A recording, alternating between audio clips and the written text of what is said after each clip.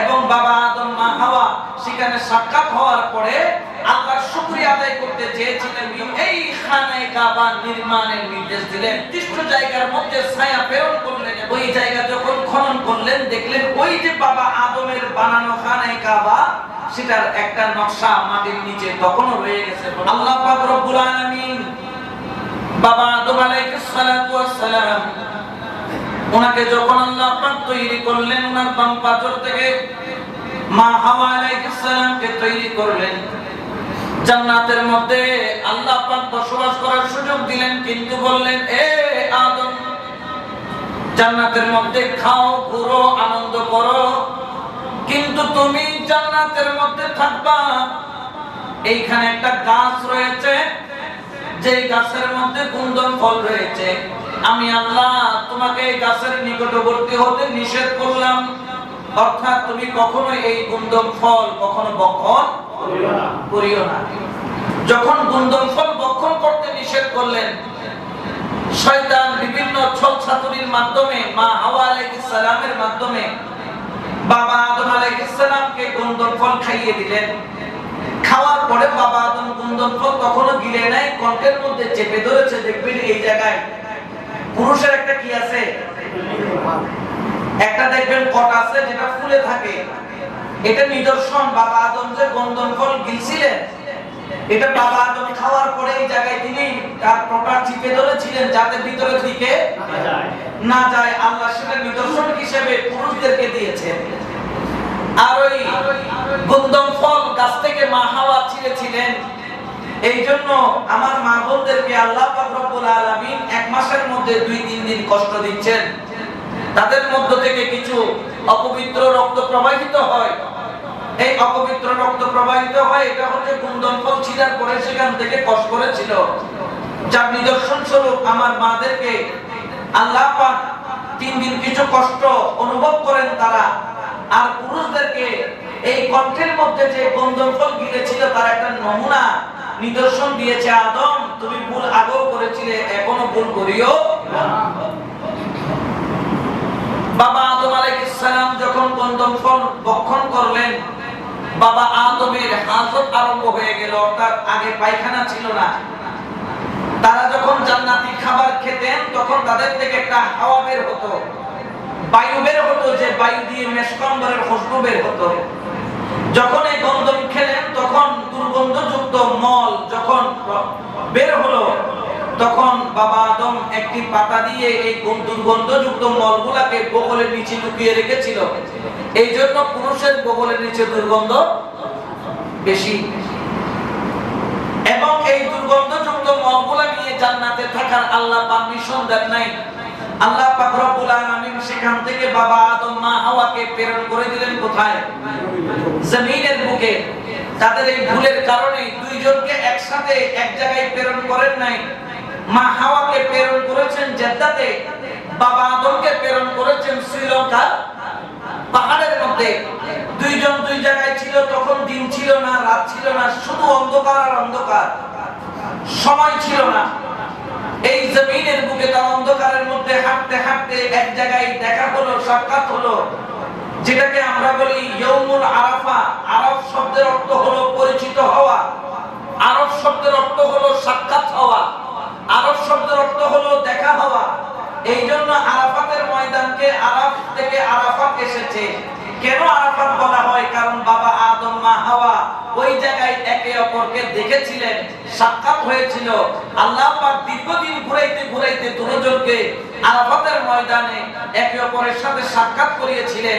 এই জন্য আমরাও বছরে হজের সময় একটা দিন আরাফাতের ময়দানে সবাই উপস্থিত হই এবং বাবা আদম মা হাওয়া সেখানে সাক্ষাৎ হওয়ার পরে আল্লাহর শুকরিয়া আদায় করতে চেয়েছিলেন। যখন আল্লাহ মাফ করে দিলেন, ক্ষমা করে দিলেন ভুলের কারণে, আল্লাহ আমরা তোমার শুকরিয়া আদায় করতে চাই, তখন আল্লাহ পাক রব্বুল আলামিন আহকামুল হাকিমিন এই খানায়ে কাবা নির্মাণের নির্দেশ দিলেন। বড় করে বলেন না সুবহানাল্লাহ। এই খানায়ে কাবা নির্মাণের নির্দেশ যখন রব্বুল আলামিন দিলেন, আল্লাহ পাক রব্বুল আলামিন জান্নাত থেকে খাইমা অর্থাৎ ঘর, ইয়াকুত পাথরের সুরুখ মানে কালো ইয়াকুত পাথরের ঘর জান্নাত থেকে প্রেরণ করেছিলেন এবং একটি জান্নাতি নূর দান ছিলেন। ওই নূরের আলোতে থেকে দুজন অবস্থান করলেন, বললেন আল্লাহ তোমার শুকরিয়া কিভাবে আদায় করব। আল্লাহ পাক রব্বুল আলামিন ওই সময়ের মধ্যে একটি পাথর প্রেরণ করেছিলেন, যেটাকে বলা হয় হাজরে আবিয়াত। আবিয়াত অর্থ হচ্ছে সাদা, কিন্তু এখন এটার নাম হচ্ছে হাজরে আসওয়াদ। আসওয়াদ অর্থ কি? কালো। কেন কালো হলো? আগে ছিল কি সাদা, কিন্তু এখন হয়েছে কারণ আল্লাহর বান্দার গুনাহ টানতে টানতে টানতে টানতে ওই পাথর সাদা থেকে কি হয়েছে? কালো হয়েছে। এই হাজরুল আসওয়াদ ওই সময় প্রেরণ করেছিলেন এবং ওই ঘর বাবা আদম আলাইহিস সালাম নির্মাণ করেছিলেন এবং পরবর্তীতে এই খানে কাবা হযরত শীশ আলাইহিস সালাম, হযরত ইদ্রিস আলাইহিস সালাম এই খানে কাবা খেদমত করেছিলেন। এবং যখন হযরত নূহ আলাইহিস সালামের বেলা আসলো, তখন আল্লাহ একটা প্লাবন দিলেন। 6 মাস পানির মধ্যে পুরো পৃথিবী ডুবেছিল। যখন এই পুরো পৃথিবী পানির নিচে তলিয়ে ছিল, ওই সময় আল্লাহ খানে কাবাকে জমিন থেকে আরশের মধ্যে তুলে নিয়েছিলেন। বড় করে বলেন সুবহানাল্লাহ। যখন তুলে নিলেন, তখন হযরত ইব্রাহিম আলাইহিস সালাম যখন ইসমাঈল জবিউল্লাহকে যখন এই খানে কাবার অতি নিকটবর্তী আল্লাহ পাক রব্বুল আলামিন হাকামুল হাকিমিন যখন ইব্রাহিম আলাইহিস সালামকে হুকুম দিলেন মা হাজরাকে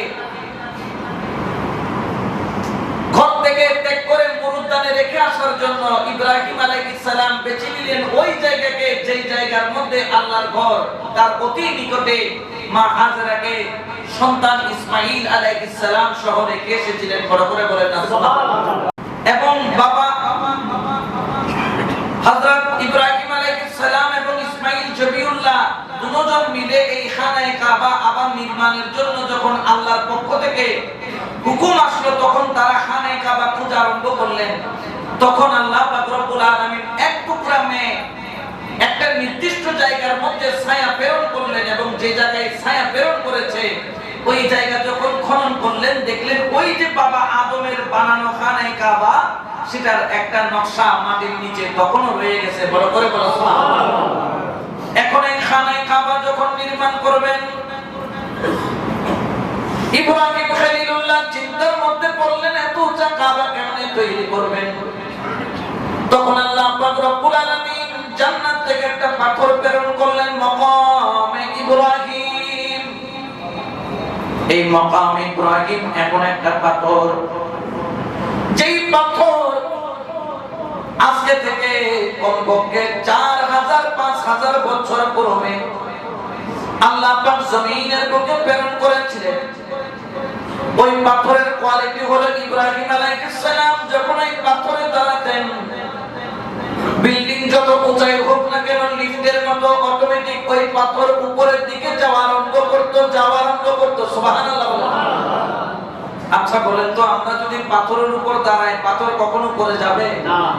কিন্তু ওই পাথর উপরে নিচে লিফটের মতো আপ ডাউন করতেছে, যতটুকু যাওয়ার দরকার ততটুকু যাচ্ছে, যতটুকু থামার দরকার ততটুকুতে থামতেছে। ব্যাপার কি? বলতেছে ব্যাপার হলো যখন পয়গম্বরের কদম লাগে তখন মরা পাথরের মতো প্রাণ আসে। সুবহানাল্লাহ। পয়গম্বরের কি লাগে? কদম লাগে। তাহলে বোঝা যায় আল্লাহ ওয়ালার সুহবতের কি আছে? দাম আছে। আল্লাহ ওয়ালার সুহবতের যেমন ধরেন চট্টগ্রাম কদম মুবারক মসজিদ আছে না? সেখানে দুইটা পাথর আছে। একটা পাথর হলো রাসূলুল্লাহ সাল্লাল্লাহু আলাইহি ওয়াসাল্লামের পায়ের নকশা, আর একটা গাউসে পাকের পায়ের নকশা। ওনারা কদম রেখেছেন, পাথর কি হয়ে গেছে?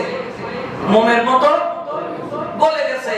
এমনি পাথর থাকতো রাজপ্রাসাদে, বিল্ডিং এ, হাম্মামে, রোডে, কিন্তু ওই পাথর এখন কোথায়? মসজিদের ভিতরে। কেন?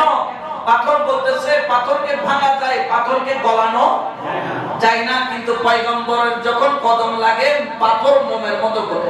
সুবহানাল্লাহ।